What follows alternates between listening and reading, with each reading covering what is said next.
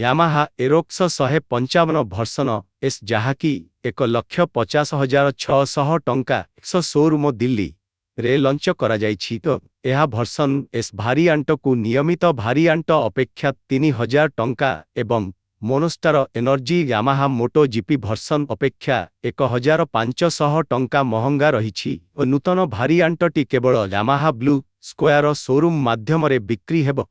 एवं दुईटी रंग उपलब्ध सिल्वर एंड रेसिंग ब्लू और भर्सन एस विषय रे मुख्य कथाबार्ता हेउछि नूतन स्मार्ट की जहाँ मूलतः एक चाबिहीन वैशिष्ट्य स्मार्ट की रे किछि अछि जहाँ यामाहा आंसर बैक कैपेबिलिटी बोली कही थाए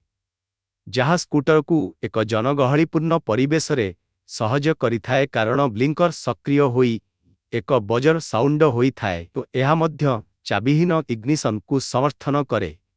जहाँ माध्यम रे जणे केवल नो को इग्निशन पाखरे ठेली पारे तो स्मार्ट की अस्थिर होई जाए जेतेबेले जणे स्कूटर ठारू बहुत दूर रे थाए एवं स्कूटर निकटरे ठिया हेबा बेले सक्रिय होई जाए और बाकी स्कूटर रहिछि लिक्विड कूल्ड